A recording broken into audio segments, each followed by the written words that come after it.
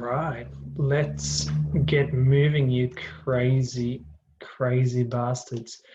We are going to talk about intermittent energy restriction, and we want to look more in depth about the efficacy of that for athletic performance, but also body composition. So, what does this actually mean? This means that for those of you out there looking to improve your athletic performance, especially for those who need to, I suppose, make weight for things such as Brazilian Jiu-Jitsu competitions, MMA, boxing, those kinds of sports, but also those who partake in ultra endurance events, or maybe those athletes out there who need to perform really well on the platform when it comes to, powerlifting and Olympic weightlifting and those kinds of things. And of course, there are a lot of people, including those people as well, who are looking to improve their body composition. And especially from a performance point of view, making sure that your body composition is on point is going to be incredibly important, not even just for combat athletes, but even for people who run marathons. We want to make sure that you're not carrying too much body fat, and we want to make sure that you have enough muscle to be really efficient at your sport. And what kind of prompted this, I suppose, episode or whatever you want to call this, is a conversation I had with a new client that was onboarded a couple of weeks ago. And we were talking about all these different strategies of how we can implement, energy restriction, which simply means that we are removing calories in order to, get rid of body fat in a very efficient way. And as you're going to see, there's a lot of components to this. And I think this here is a really, really hot topic at the moment. And another person you should look into for this is Jackson Pios. He's a researcher over in Perth here in Australia, and he's doing some groundbreaking research. So big shout out to Jackson as well. Make sure to go check out his work. But, in saying this, when it comes to food, when it comes to training, we have all these underlying principles, right? And this is where a lot of us coaches, we need to be married to these principles in order to get athletes across the line to the results that they want to get to. I think where a lot of people really struggle is that they marry a specific philosophy or a specific way of eating, such as, keto or the paleo diet and that kind of stuff. And some people marry, CrossFit, whereas, that's probably not a good idea to put everyone into that branch, just like it's not a good idea to get everyone to run 40 kilometers or get everyone to do powerlifting, right? But regardless of the mode of training or the way of eating, those things have underlying principles underneath them. And that's what I really want to share here. So we're going to look into the different types of intermittent energy restriction. We're going to look at, is this effective compared to maybe just dieting continuously where I'm just slowly removing calories? And then we're going to look at how we can practically apply this. And I'm going to share something with you that I find really important when it comes to actually working with athletes like yourself who really want to improve their body composition, but also improve their athletic performance simultaneously. So let's kick this off by looking at what intermittent energy restriction actually means. We abbreviate this IER. So if you ever see this abbreviation throughout today's presentation, that literally just means intermittent energy restriction. And there's another abbreviation as well, which we call continuous energy restriction, and that's CER. So we get IER and CER. Just keep those in mind as we move through this little episode. But IER is not what people think it is. So when we talk about intermittent energy restriction, we're not talking about intermittent fasting, which is, just really, as we're going to see soon, a subtype of how we actually apply this whole concept of intermittently removing calories or restricting energy. So intermittent energy restriction is all about, I suppose, encompassing a variety of different protocols so that we restrict energy over given periods of time. And those periods of time, they can vary in length. So let me give you an example. Let's say that 1 week you were eating in a calorie deficit where you removed maybe 20 or 30% of your calories, right? And then the next week you ate at your maintenance intake. And then you just kept alternating those for, let's say, 12 weeks. You have then intermittently restricted your energy intake. Instead of, being in a calorie deficit every single week, which would then be continuous. So what we're really talking about here is a period of time that's recognized by having less food. And then there's a period of time after that that can be, 2 weeks or 1 week or 3 weeks, whatever it might be, that has more food. And this can even be days. You could have 5 days of high calories, 2 days of very low calories, as an example. That's a way of also restricting energy intake. So here's that example, where you're in a deficit for 1 week, then you're maintaining, then you're in deficit, then you're back in maintenance, calorie intake, and so on and so forth. So this here is just a visual to help you understand the concept of intermittent energy restriction. And this is where we come to intermittent fasting, which is literally, if you have up top, an umbrella term that's called intermittent energy restriction, then underneath that, one of the types and ways in which we can apply this, like we just alluded to, is called intermittent fasting. And it's probably, I suppose, almost wrongly sometimes used to describe different time-restricted feeding protocols. And let me clear this up. So if you don't eat any food for 16 hours of the day, so you're fasting for 16 hours, and then you consume all your calories within 8 hours, that is one way of doing time-restricted feeding.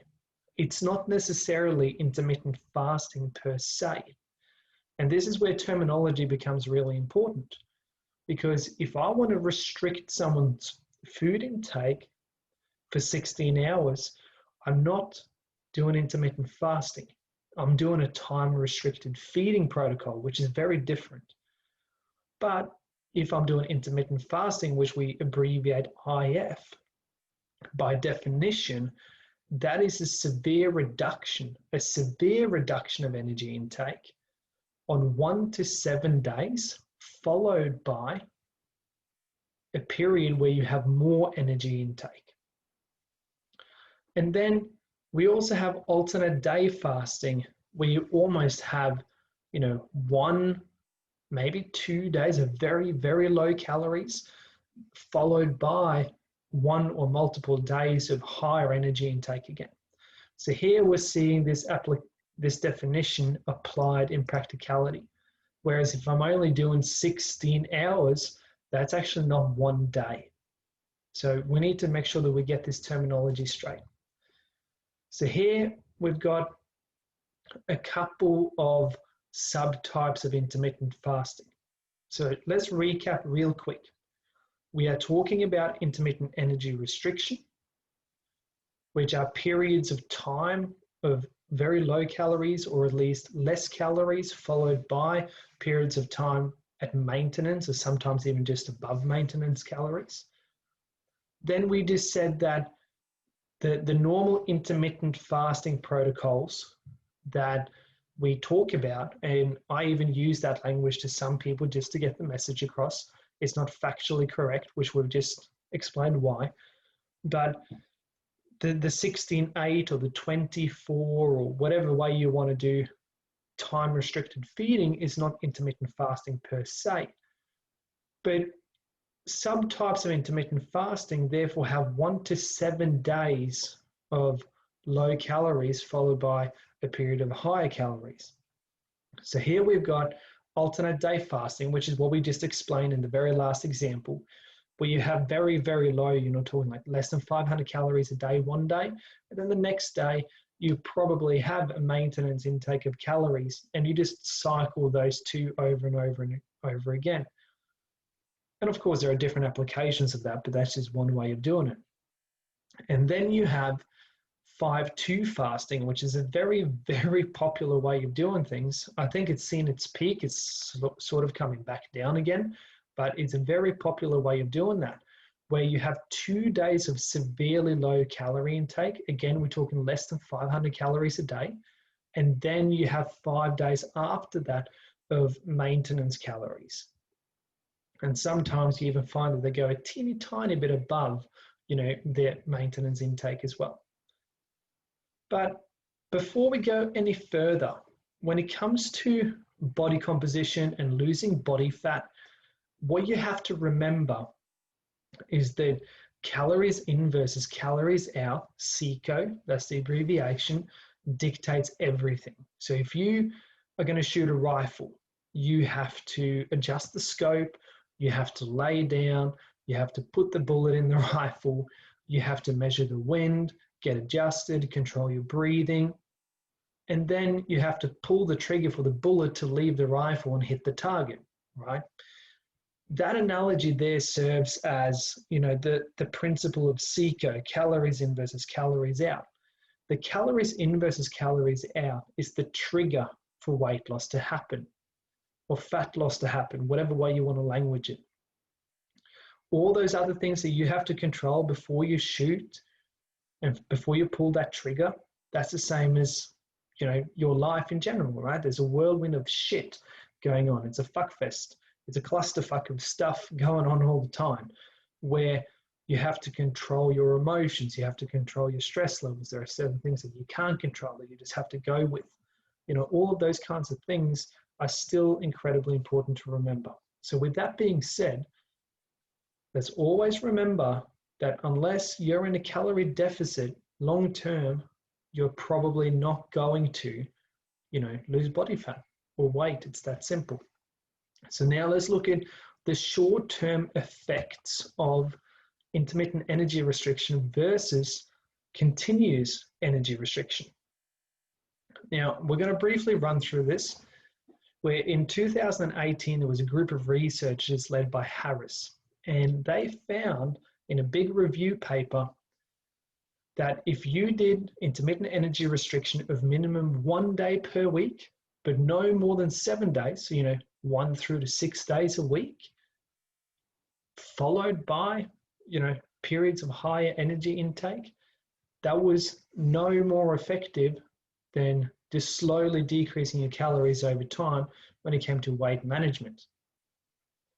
And then there was a lot of studies done in 2014 and 17 that looked at the same, where they found that they were both the same when it came to actually losing fat mass, FM.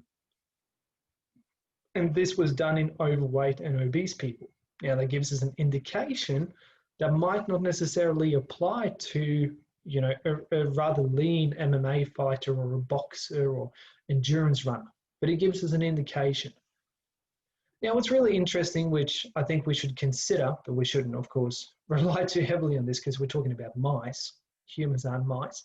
But what we do find is that in certain studies on mice, the group of mice sort of eating to an intermittent energy restricted protocol can actually lose more weight, but by still eating a teeny tiny bit more food, which is a really interesting thought. Now, before we move on, I'm not saying that you can eat a shit ton of food and just lose a lot of weight. Cool? I'm not saying that. I'm just bringing it up because it's really, really interesting to think about, and it could lead to some possible things in the years to come, but that is yet to be explored. Now, continuing this, in 2016, which was a couple of years before the other review paper, this Simon et al., they challenged a previous belief that intermittent energy restriction is superior in retaining muscle mass compared to more of a continuous way of dieting, right? So what that means is that previously we thought that if you do a way of intermittent energy restriction way of eating, you will retain more muscle mass compared to the continuous energy restriction. And then a year after, another group in 2017 actually found that the people who did that alternate day fasting method for 24 weeks, we're talking 6 months, which is a reasonable amount of time, actually had more muscle mass retained compared to the other group. Now, can we say exactly why that is? No, of course we can't. There could be certain things that we can't control for, such as genetics, could be responses to protein intake. Some people will respond really well to protein, whereas others don't necessarily respond as well to the same dose of protein. So maybe the people in the CER group, maybe they ate less protein overall, maybe they needed more protein to get the same effect. We don't know. But what's interesting is that the guys in this alternate day fast group, they actually spent less time in a calorie deficit, which could be an important finding to think about, because if you spend less time in a calorie deficit, then you have more of an anabolic stimulus, or at least less of a catabolic stimulus than those who are in a continuous energy deficit, which could be one of the contributing factors to why they saw the results that they saw. So we can't really say for certain which one is the most effective in the short term. One thing that I found anecdotally, and that we see in the research as well, and I think a lot of people say this, which you will find a bit later on, is that if you apply a way of implementing this intermittent way of restricting your calorie intake, it can be easier for someone psychologically, because they have almost something to look forwards to, in the sense that if you know that you start your week on a Monday with low calories, but then the next day you're going to have more calories, it's very likely that you're going to stick to it, instead of knowing that the slog of having the same amount of calories every day is ahead of you for the next 6 months, right? Now, this also goes for people who do refeeds, so a refeed is normally something we use a lot with. I use it personally with a lot of combat athletes as well, where once or twice a week, closer to fight camp and throughout fight camp, we bump up their calories just to make sure that we get primarily that psychological reward factor. It also has some physiological implications that are quite positive. But at the end of the day, it's more from a psychological point of view, because we know that they have something to look forward to. We know that therefore they're probably going to adhere to the plans in the long term and the grand scheme of things, which is what really matters. Remember this, no one got fat from one slice of pizza, no one got fit from one fucking workout. It's that simple, right? And IER seems to be one of these things that could provide a lot of other benefits that will make someone actually adhere to, the protocols that we prescribe them, which is really, really important. Now, of course, all of this here is highly individual, guys. But again, it's something that's very, very worthwhile considering. And before we move on into this long-term aspect, we just wrapped up the short-term. What you have to remember is that I'm just highlighting pointers. Cool. We're just looking at evidence, some anecdotal notes. I'm not saying that either or is the best. But what you have to remember is that the way of eating that will allow you to preserve muscle mass, get enough calories so you can do everything that you need to do and stay healthy, that is the way that you should eat, nothing else.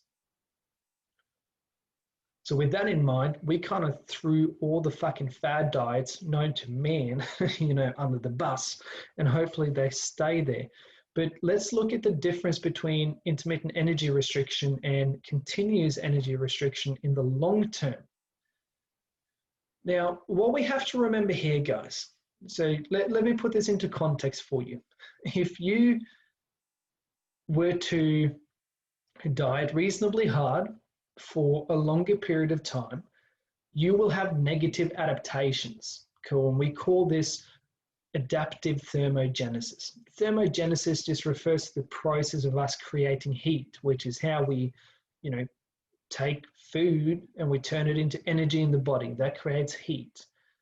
So with that in mind, what happens is that if you lose a lot of weight and you don't get enough food to sustain your recovery rates and the needs that you actually have from your training, which of course this here doesn't happen very often in, I suppose, the lay person who doesn't compete in sports and take this stuff very seriously. So right now I'm talking to you guys who are very serious about your sports and you want to make weight and have a really good body composition. Because what happens here, and this is very anecdotal, but I suppose we could find some fucking research to back this up as well, is that a lot of people spend the majority of their time in a calorie deficit. They don't eat enough food and they wonder why the hell they feel like dog shit. They wonder why they can't train hard or they can't recover well. They're always sore or they're always getting injured. And the strategies they put in place on the mats to go into the cage, they're just not making sense. And all of a sudden your legs are cramping up when you're cycling or running, whatever it might be, right? A lot of those adaptations are because of this concept that we call adaptive thermogenesis. And in a nutshell, what this means is that you get less efficient at moving, you lose muscle mass, you can literally lose a lot of your hormonal status as well, where we know in males, testosterone levels go down. In females, you lose a lot of estrogen and luteinizing hormones and all that kind of stuff, which is not a good thing. For those female athletes out there, if you lose your menstrual cycle or you have irregular bleeding, please reach out so we can have a chat about it, refer you to doctors and clinical dietitians, because that stuff, it's not good. It's not normal. Cool? So please pause, listen to that, let me know if you have any of those issues, and then we'll get you some help. Now, moving on from there, a couple of other things is, of course, you feel really fatigued mentally and physically. Your sleep is going to be interrupted. You're actually going to burn less calories at rest, which is, decreases and changes in your metabolic rate.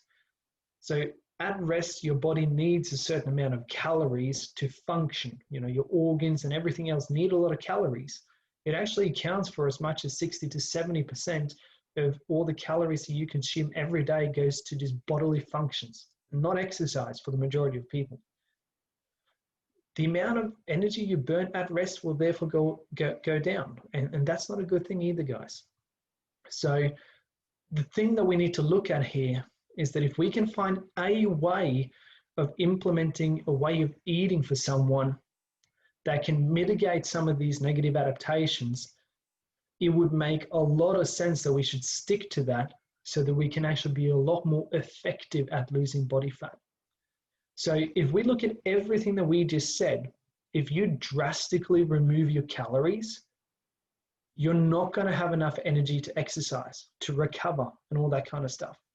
So what's normally a better approach is we slowly drop calories a tiny bit so that you have enough energy to train hard, and then we focus on food timing around your training sessions so that you can actually recover still, and therefore the net outcome, the end result of that, so to speak, is that you've actually burned more calories. But if you remove 1,000 to 1,500 calories from your diet, even less than that for some people, that's a lot of energy that you could have had so that you could actually train more and train better.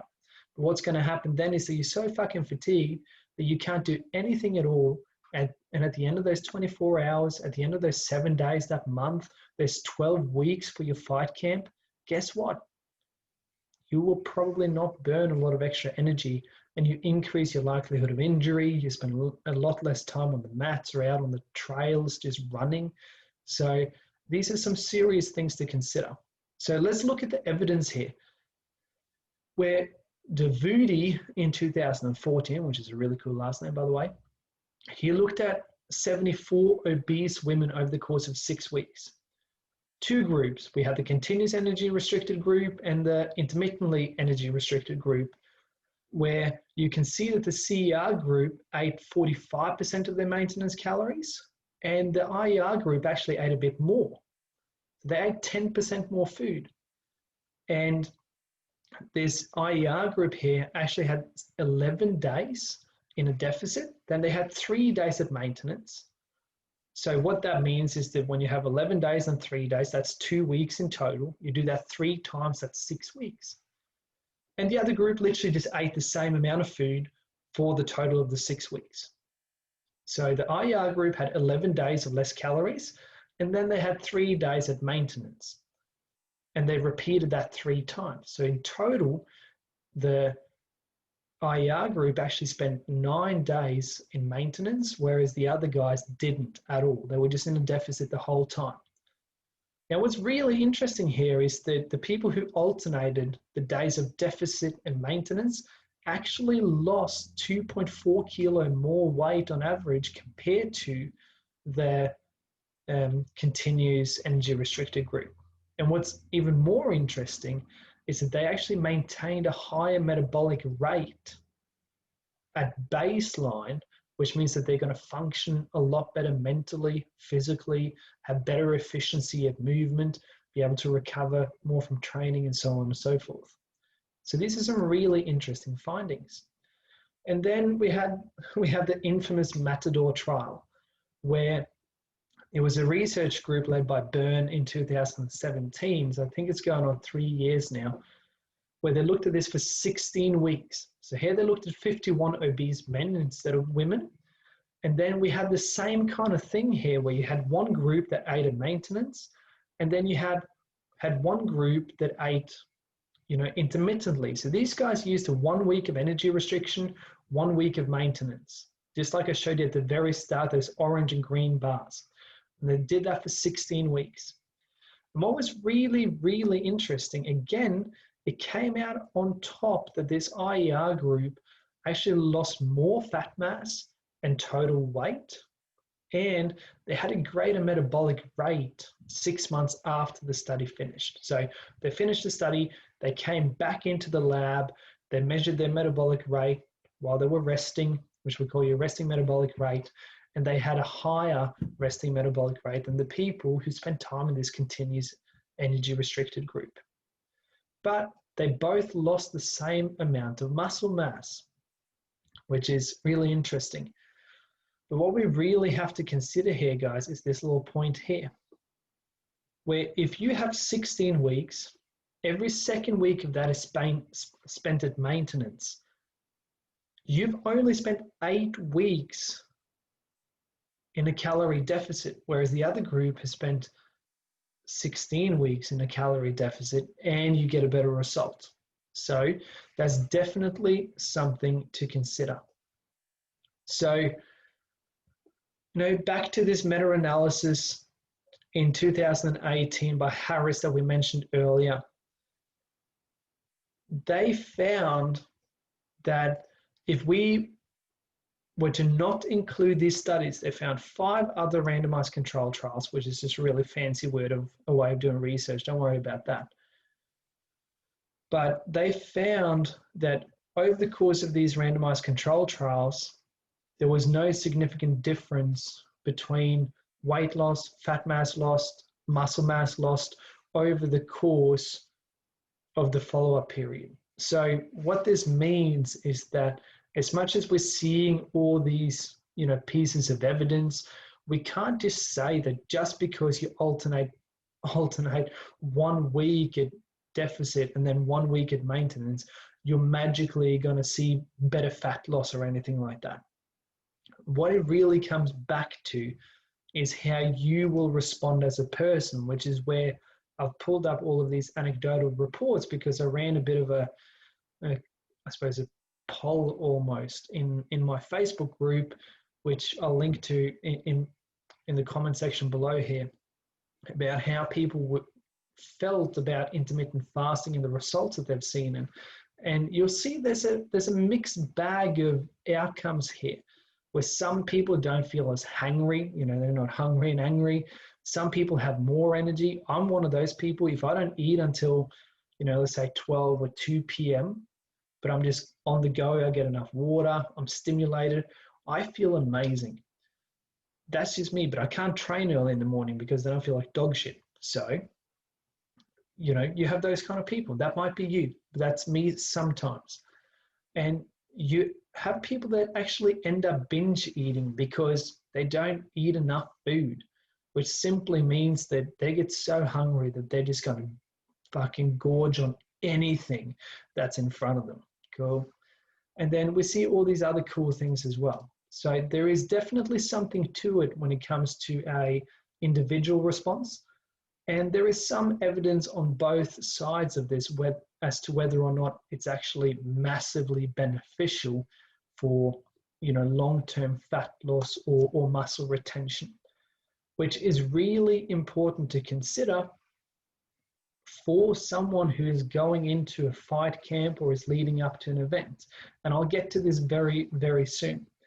So here is a bit of a summary. I call this the final verdict, where we have some people who respond really, really well to intermittent energy restriction. And if we do combine this with periods of maintenance calorie intake, it can be reasonably favorable for some people to mitigate these negative adaptations, such as decreases in metabolic rate, loss of muscle mass, all that kind of stuff. And of course, the mental side of things. But consider this, guys. If you are 10 to 15% above your fight weight 12 weeks out, and you are hellbound to fight at that weight instead of a couple of weight classes above, which would be way smarter.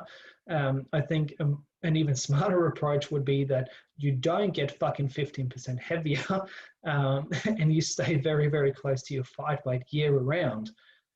But at the end of the day, if you have 12 weeks to remove 15% body fat and you carry quite a bit of body fat, that could be an easy thing to do. But at the end of the day, it's also really, really hard work, which means that we're going to take time away from the mats, which is not a good thing. So we got to look at things such as your schedule, the time that you have allotted for, dieting and making weight in these instances. What is your overall training load like? Do you have 2-3 sessions a day, or you're the kind of athlete who trains once a day, and then the next week you have maybe 2-day sessions, then you're back to 1-a-day sessions for a week, which could, marry up really, really well with an intermittent kind of protocol, right? But we got to look at all these things as well. And what if someone is, off season and they need to actually change their body composition and put on, some serious muscle mass? If that's the case, well, we got to look at a completely different protocol where we're actually not restricting energy, but maybe we have days of more food and lower food and things like that. So this here brings us full circle back to, the importance of energy balance, CECO, calories in versus calories out. And we also got to consider things like your hunger management. How are you controlling how hungry you feel? Some people remove carbohydrates from their diet, which is fucking stupid in the majority of cases, especially talking about athletes. It's not about high carb, low carb, and all that kind of stuff. I'm taking a saying from James Morton when I say this. It's about smart carb, which is, the kind of principle that you should marry.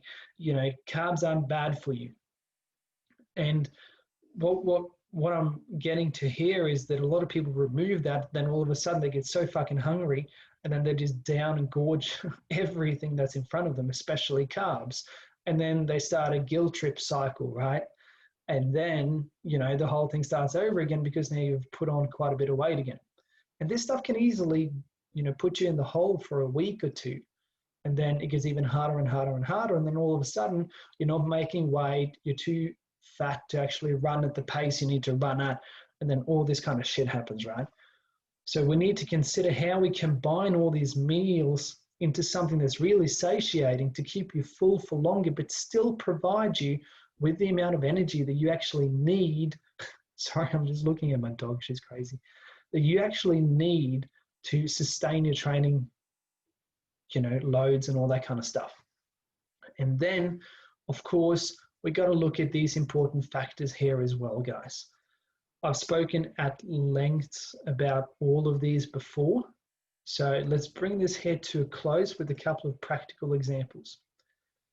So from here, if you are a combat athlete or even a runner, I want to suggest a bit of a better approach where you need to fuel the need required. It's not about dieting really hard. I think that's a stupid approach. Literally, if you walk around more than 2 or 3% heavier than your fight weight year around, you really have to look at your fight strategy and how you can overcome that. And here's why. If you lose a lot of weight, first and foremost, you will struggle with energy when you start removing calories. We've established that really, really well. The other thing you need to look at is the importance of being strong enough, being well conditioned, and recovering from all of that.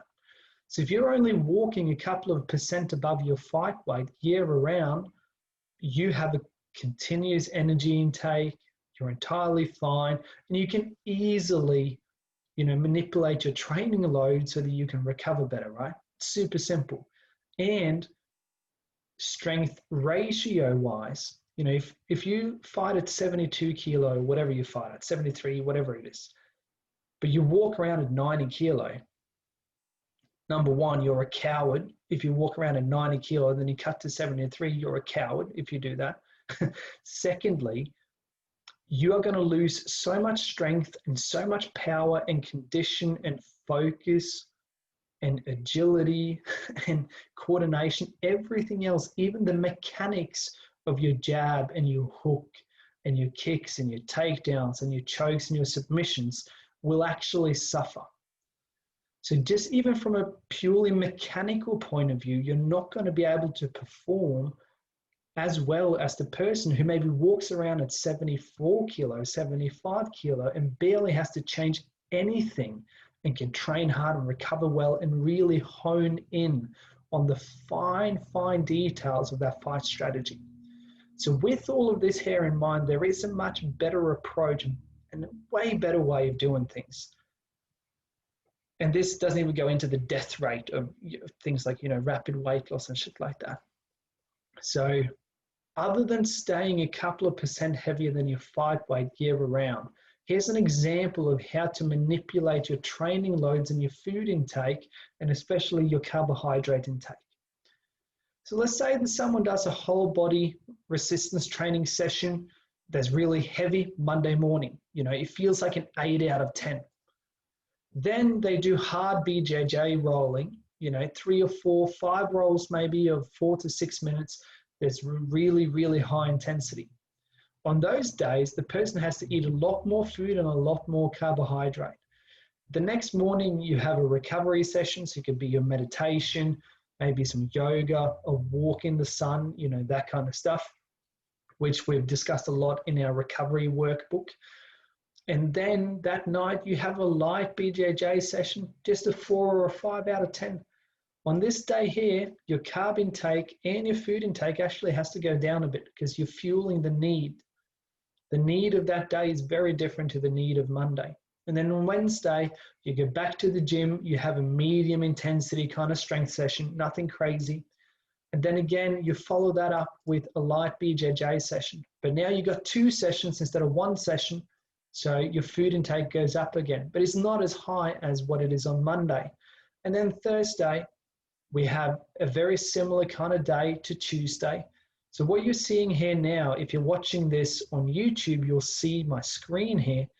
You will see that we've backed one really heavy day, very, very heavy day and hard day, up with 2 to 3 low to moderate intensity kind of days, where the overall training load is a lot less. Then on Friday, again, we're back to 2 sessions. We've got a really explosive training session in the gym where we're just developing a shit ton of power. We just want to move fast, recover a lot, move fast, recover a lot. And then you have a medium Brazilian Jiu-Jitsu session. This could be MMA, boxing, whatever it might be, but this is the sport that I love to do. So I'll put that in there kind of egotistically. But then you'll see here at the end of the day as well, you have a lot more food than what you've had on the other days. And then, of course, everything changes on the weekend, where it's your chance to recover. You have some really solid recovery sessions over the course of that weekend, a couple of recovery sessions a day where you could go for a light jog, maybe a swim, you go to the sauna, you do some yoga, that kind of shit. And you'll see as a result of that, food intake goes back down again. But we're not dropping the food intake really, really low.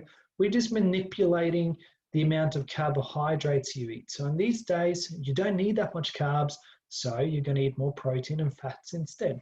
So it's a very dynamic, simple kind of way of looking at how we actually apply these things practically throughout the week, instead of just drastically cutting calories, making things really fancy. So here you're seeing almost an intermittent energy restriction approach, but we're using a principle where we call it fueling the needs, instead of simply just restricting calories really hard for a prolonged period of time. So what I've found with a lot of fighters and a lot of athletes of a lot of different sports, especially endurance, strength, and combat athletes, is that when it comes to performance, you should not walk any heavier than 2 to 3% above the weight you need to be. Especially for combat athletes, it's a bit different for ultra endurance runners and those kinds of things. But we need to allow plenty of time for that weight to move as slow as possible, so that we mitigate all these negative adaptations physiologically, but also mechanically. So the way you fight, the way you run, the way you lift, all of those things will be affected by, your body weight, your body composition, your training loads, your levels of soreness, all of that kind of stuff. So this is where we come full circle. Certainly you've taken a lot of stuff away from this. And of course, if you want to follow us on social media as well, these are our channels. So you got Facebook, Instagram, and Instagram. And if you need any help, you comment below or you contact us on either one of these pages. And we are very, very happy to help you and get back to you from there. So that's it for this episode, guys. And I will see you in the very next episode.